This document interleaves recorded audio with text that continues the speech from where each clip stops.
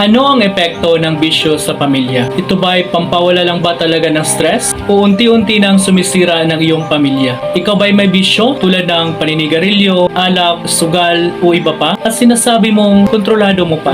Ngayon, pag-uusapan natin ng isang bagay na totoo, masakit pero kailangang marinig. Ano ang epekto ng bisyo sa pamilya?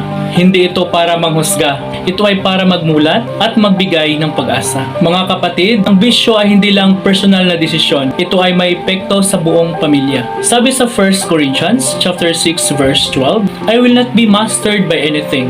Ibig sabihin, hindi ka dapat maging alipin ng bisyo dahil ikaw ay nilikha para maging malaya. Pag-usapan natin ang realidad sa mga anak.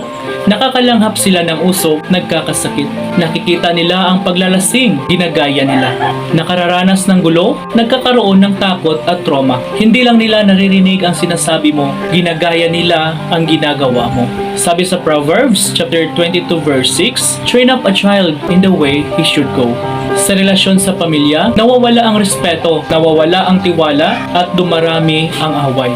Sa pananalapi naman, nauubos ang pera sa bisyo, napapabayaan ang pamilya at nauuwi sa utang. Unti-unti, hindi mo namamalayan, nasasaktan na pala ang pamilya mo. Sabi sa Ephesians chapter 5 verse 18, do not get drunk on wine. Ang paglalasing ay hindi solusyon. Ito ay pintuan ng pagkasira. Sabi sa 1 Corinthians chapter 3 verses 16 to 17, you are God's temple. Ang katawan mo ay templo ng Diyos. Hindi ito para sirain ng bisyo. Sabi sa Galatians chapter 5 verses 22 to 23, kailangan mayroon tayong self-control. Ang tunay na lakas ay hindi sa bisyo, kundi sa pagpipigil sa sarili sa tulong ng Diyos. Mga kapatid, ang bisyo ay nagsisimula sa isang beses lang hanggang sa maging hindi ko na kayang tigilan. At isang araw, mapapansin mo malayo na ang loob ng anak mo.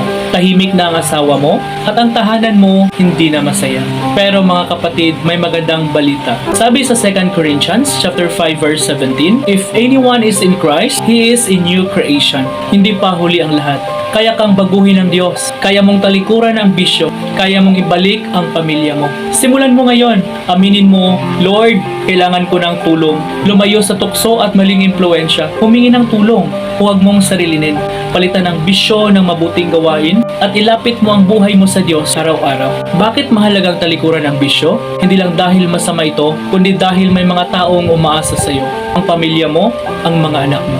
Sabi sa Joshua chapter 24 verse 15, as for me and my house, we will serve the Lord. Piliin mong maging halimbawa, hindi babala. Piliin mong maging pagpapala, hindi sugat. Ang bisyo ay maaaring magsimula sa maliit, pero ang epekto nito, panghabang buhay sa pamilya. Kaya ngayon, anong pipiliin mo?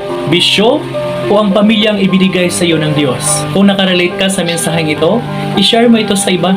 At kung gusto mong magbago, simulan mo ngayon. God bless you.